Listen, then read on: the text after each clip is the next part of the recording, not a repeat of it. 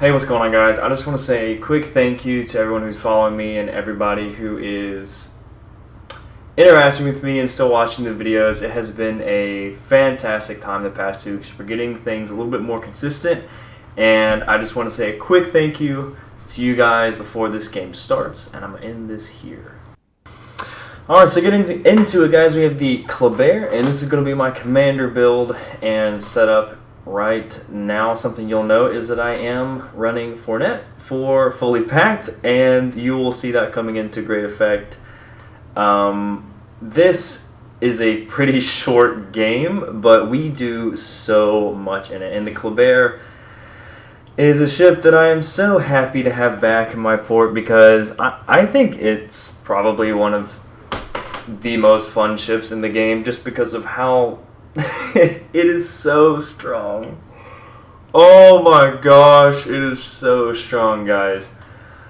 Oh god, it is like the Shimikaze Kabarovsk baby, and it can pretty much do whatever you want it to do in a match. And you're gonna see us use both of these main battery reload boosters to some pretty scary effect here on targets that a destroyer really shouldn't be actually wanting to engage in a gunfight.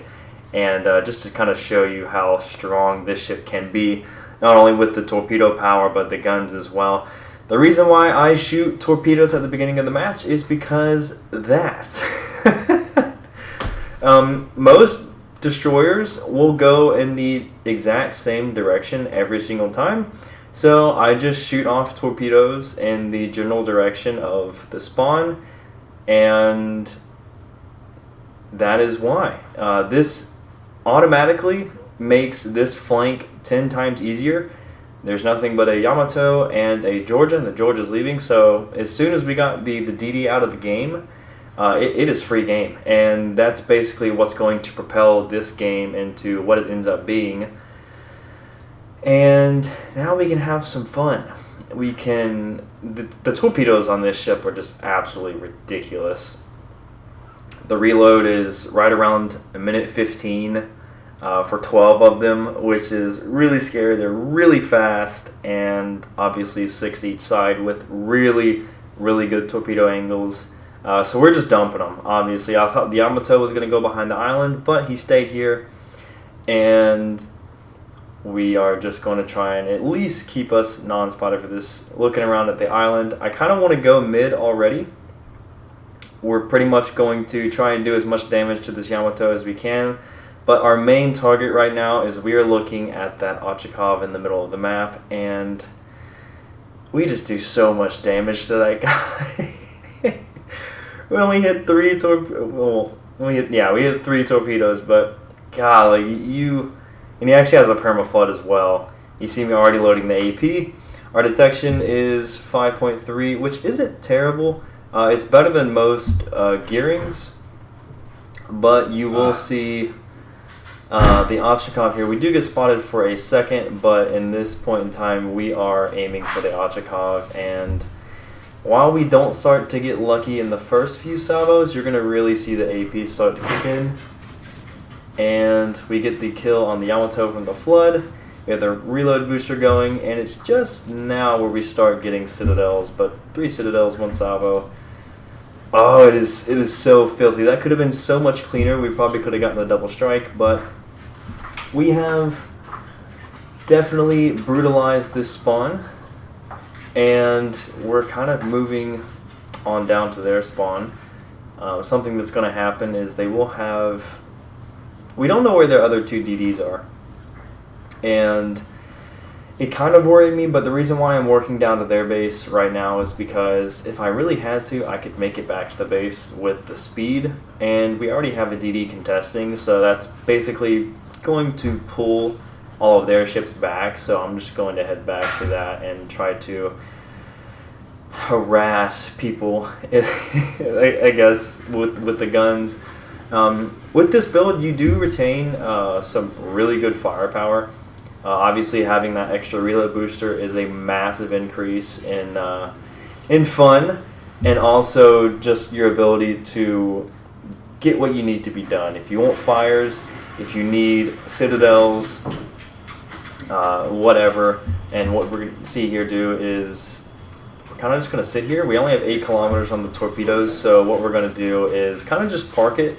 Since both the Jean Bart and the Georgia are facing the destroyer, I'm just going to open up. The Jean Bart just took a torpedo, so he probably damaged con to flood.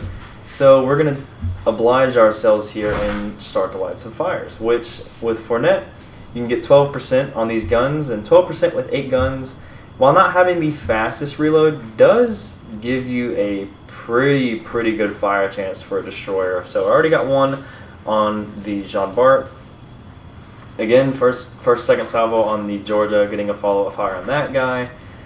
Aiming for the butt on the Jean Bart to get that second fire spot. Already got 2 burning on the Georgia. So, like I said, like with 12% chance of fire, you can really do some damage with the HE in this ship. Like lighting fires reliably when you need to is something that is very strong. You see we get 2 on the Jean Bart. Those are permanent. Taking a shot from the Georgia here, I'm not too worried about that. The Georgia is not good versus destroyers at all. So we end up picking up the kill on the Jean Bart with the fires. Already 4 kills, 6 minutes into this match. And if you did notice, there was a Fantastic up close to our base, but he's working his way back down here.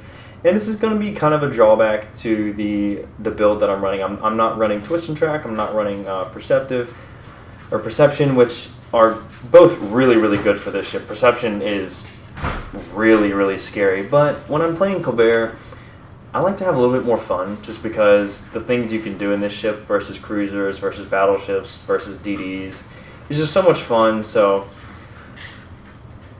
I'm trying to figure out where this guy is when I realized that the cap is actually contested. So I was like, oh, he squeaked out that way. So he's running a really low detection build, and that's why we didn't find him. But if we were running Perception, we definitely could have engaged him, or at least tried to spot him earlier. But he's running into a Yudachi and a Lightning, and I keep watching this the whole time, and I try to figure out what this guy is doing, because I don't think he shoots his guns like once. Actually, no, he is shooting the Yudachi, but Lightning's DPM is nothing to scoff at, and neither is Yudachi, if I'm being completely honest. The IGN destroyers actually do have some pretty good guns when you're not being targeted, or if it's combined with another DD. So the Fantastic goes down pretty quickly, and we are coming up on our second cruiser that a destroyer really shouldn't be trying to provoke a gunfight with. Cleveland is no joke, neither is Oshkov,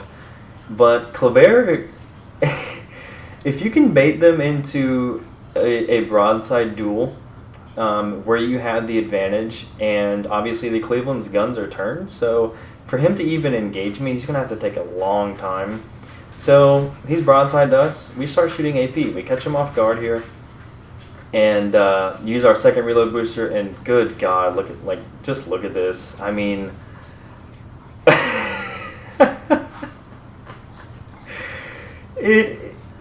it's ridiculous. It is so much fun. That is 2 devastating strikes with guns on cruisers that you really before Kleber were kind of not supposed to engage with guns. And looking for the Shimakaze here, the last player on their team, I'm not sure why he shot, but I think he understood that this game was pretty much over. We're gunning for this 6th kill here, and the HE is actually just nasty.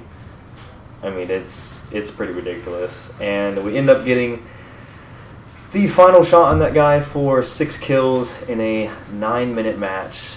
Kleber is probably one of my go-to ships right now. It just offers so much versatility and fun in the game. 3,000 base XP, a lot of citadels for the fun, and that is going to be it, guys. Let me know what you think.